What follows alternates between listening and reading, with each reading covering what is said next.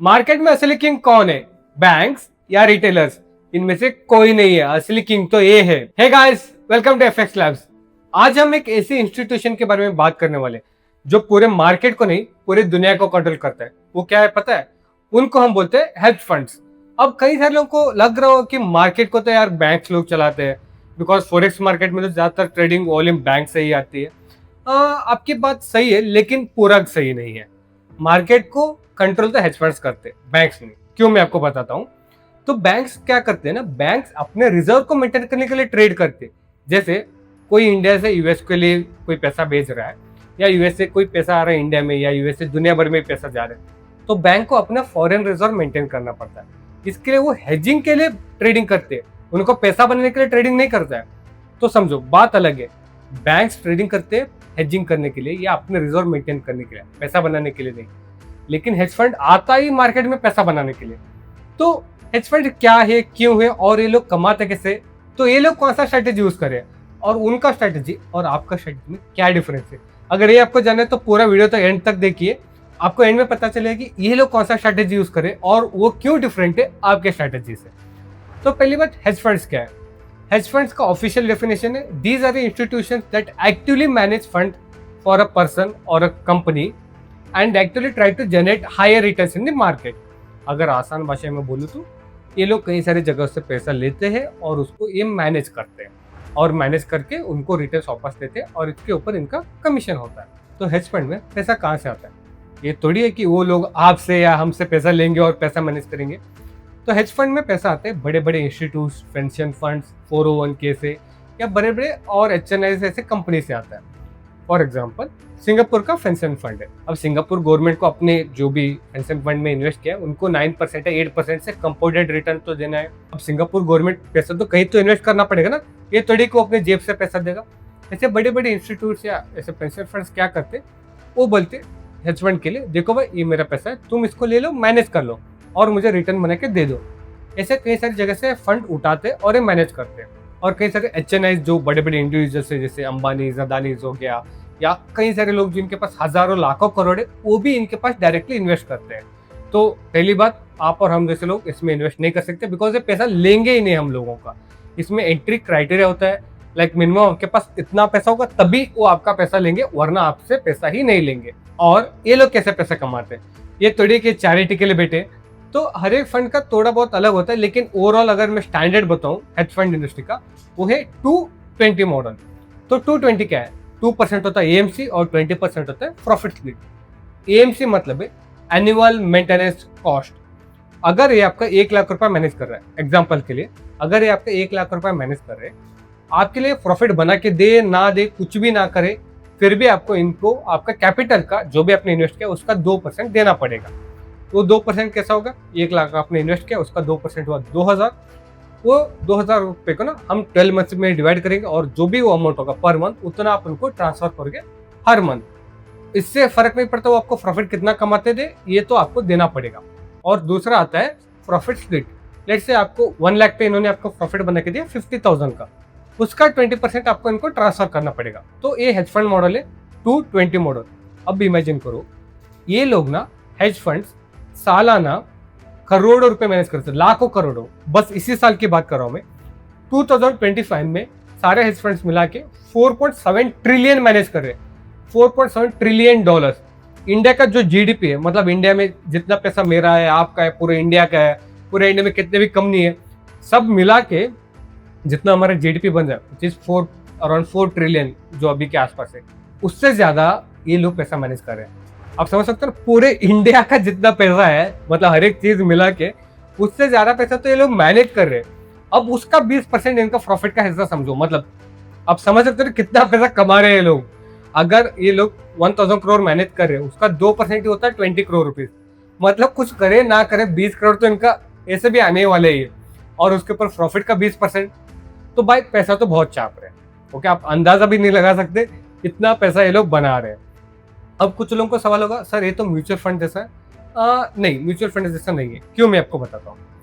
Mutual fund और इसमें एक मॉडल सेम है कि दोनों लोगों से पैसा लेती है, लेकिन बहुत सारी चीजें डिफरेंट भी है। जैसे म्यूचुअल फंड ना बहुत सारे रिस्ट्रिक्शंस है यार। पहली बात, म्यूचुअल फंड आपसे पैसे की कमीशन तो नहीं लेगा ना। म्यूचुअल फंड ये थोड़ी बोले कि हाँ आपने इतना प्रॉफिट किया, इसका 20% मुझे दे दो, नहीं होता ना। म्यूचुअल फंड बस अपना मैनेजमेंट फी लेती है, करेक्ट। दूसरा, म्यूचुअल फंड बहुत रिस्ट्रिक्शंस होता है, लाइक उनको इसी में इन्वेस्ट करना है, इधर ही इन्वेस्ट करना है, इतना ही इन्वेस्ट करना है। जैसे SBI म्यूचुअल फंड ने कौन सा स्टॉक बाय किया वो आपको भी पता चलेगा, मुझे भी पता चलेगा, बिकॉज ओपनली सब कुछ डिस्क्लोज करना पड़ता है। म्यूचुअल फंड के पास इतना इंडिपेंडेंस नहीं होता कि वो जाके US स्टॉक मार्केट में इन्वेस्ट करे, फॉरेक्स में इन्वेस्ट करे, क्रिप्टो में इन्वेस्ट करे। लेकिन हेज फंड में क्या होता है, उनको फुल फ्रीडम होता है। ये कौन सी स्ट्रैटेजी यूज करते हैं किसी को पता नहीं, कहाँ इन्वेस्ट करते हैं किसी को पता नहीं, क्यों इन्वेस्ट करते हैं किसी को पता नहीं, कितना पैसा कमा रहे हैं किसी को पता नहीं। अनटिल अनलेस वो पब्लिश करे तब तक किसको पता नहीं चलता, जब सब कुछ खत्म हो चुका होता है। और इनको पूरा फ्रीडम होता है, और आप जितना भी प्रॉफिट कमाओगे उसका 20% ये लेके जाएंगे। सो इन शॉर्ट, ये म्यूचुअल फंड जैसा नहीं, ये टोटली एक अलग ही गेम प्ले है। ओके, एक अलग ही लेवल पे ये लोग खेल रहे हैं। म्यूचुअल फंड से कहीं ज्यादा पैसा तो ये लोग मैनेज कर रहे हैं, तो ये नेक्स्ट लेवल पे काम करते हैं, तभी तो इतना पैसा मैनेज कर पा रहे हैं ये लोग। अब आता है सबसे इंटरेस्टिंग क्वेश्चन कि ये लोग कौन से स्ट्रैटेजी यूज कर रहे हैं और ये लोग इतना पैसा कमा क्यों रहे हैं। तो इसको समझने के लिए ना हमें थोड़ा सा ना फॉरेक्स मार्केट के बारे में समझना पड़ेगा। तो फॉरेक्स मार्केट क्या है, एक जीरो सम गेम। अब ये जीरो सम गेम क्या है? जीरो सम गेम का मतलब सिंपल है, अगर फॉरेक्स में कोई कमा रहा है तो किसी को पैसा गंवाना पड़ेगा, अगर कोई गंवा रहा है तो कहीं ना कहीं कोई कमा रहा है। अगर मैंने आज $10,000 का प्रॉफिट किया तो कहीं ना कहीं दुनिया में कोई ना कोई $10,000 गंवाया ही होगा, तभी मैंने $10,000 कमाया। तो अब समझो हेज फंड आता है इस मार्केट में। हेज फंड ट्रेडिंग शुरू कर रहा है 10,000 करोड़ से। अब उसको पैसा बनाना है, तो अगर उसको पैसा कमाना है तो किसी को तो गंवाना पड़ेगा। तो अब गंवाएगा कौन? आपको लगता है दूसरा हेज फंड पैसा गंवाएगी? वो भी तो पैसा बनाने के लिए है। तो गंवाएगा तो रिटेलर। आपने सुना होगा ना 98% रिटेलर्स पैसा गंवाते ही है। तो वो 2% कमा कौन रहा है? तो कमा रहे ये हेज फंड्स। तो ये लोग ऐसा स्ट्रैटेजी बनाते हैं कि वो आपका पैसा लूट के इनके पास चला जाए। इन शॉर्ट में बताऊं तो ये जो लोग स्ट्रैटेजी बनाते हैं इनको हम बोलते हैं क्वांट स्ट्रैटेजी। आपने कहीं ना कहीं सुना होगा क्वांट करके। तो क्वांट मतलब क्या है? Any strategy that is made using data and mathematics can be justified as a quant strategy. अगर आप कोई भी स्ट्रैटेजी मैथमेटिक्स और डेटा को यूज करके बनाओगे तो उसको हम बोलते हैं क्वांटिटेटिव स्ट्रैटेजीज। और इनको बनाने वाले कौन है? क्वांट ट्रेडर्स हम बोलते हैं। जो स्ट्रैटेजी बनाते हैं ट्रेडर्स होते हैं उनको बोलते हैं क्वांट ट्रेडर्स, और जो स्ट्रैटेजी टाइप होते हैं उनको बोलते हैं क्वांट स्ट्रैटेजी। जैसे मैं पर्सनली एक क्वांट ट्रेडर हूँ, मैं सर्टिफाइड क्वांट ट्रेडर हूँ। तो हेज फंड क्या करते हैं, हम जैसे क्वांट ट्रेडर्स को हायर करते हैं जो मैथमेटिक्स और डेटा को यूज करके स्ट्रैटेजीज बनाए, और उन स्ट्रैटेजीज के थ्रू ये मार्केट में उतरते हैं और मतलब इतना पैसा बनाते हैं ना भाई, इमेजिन भी नहीं कर सकते। और ये जो क्वांट स्ट्रैटेजी होते हैं ना, इसमें कई सारे अलग अलग स्ट्रैटेजी आते हैं, जिसमें कुछ AI भी यूज करते हैं, कुछ रूल बेस्ड भी होते हैं। अगर मैं सिंपल में बताऊँ ना, ये इंडिकेटर से ऐसी चीज़ों पे बिलीव नहीं करते, ये पूरा बिलीव करते हैं नंबर्स पे। जैसे RSI आप यूज कर रहे हो, MACD यूज कर रहे हो, आपको क्या लगता है कि ये इंडिकेटर्स किसने इन्वेंट किया होगा? ये इंडिकेटर्स भी एक क्वांट ट्रेडर्स ने ही इन्वेंट किया था कई सालों पहले।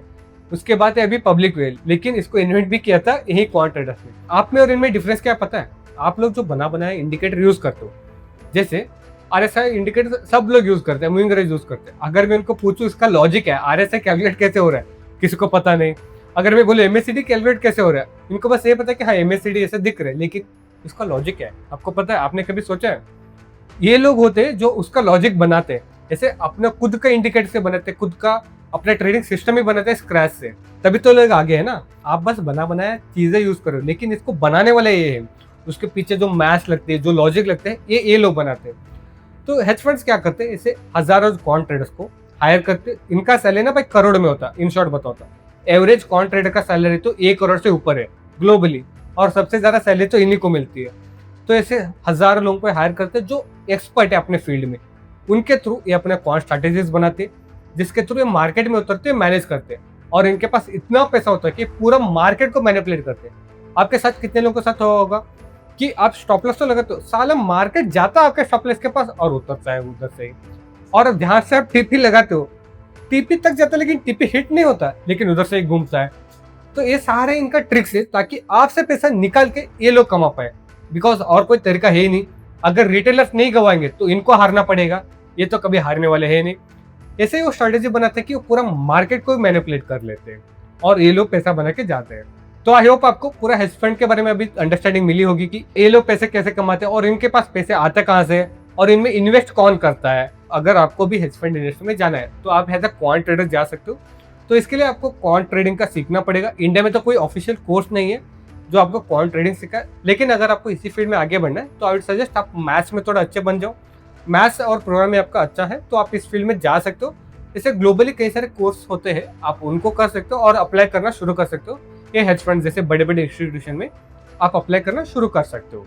अगर आपको हमारा वीडियो पसंद है, प्लीज इस वीडियो को लाइक, शेयर और सब्सक्राइब कीजिए और कमेंट करना मत भूलिए। आपको कुछ भी क्वेरीज हो आप हमें टेलीग्राम पे मैसेज कर सकते हो और कमेंट भी कर सकते हो। हम आपका क्वेरीज हमेशा आंसर करेंगे। Thank you.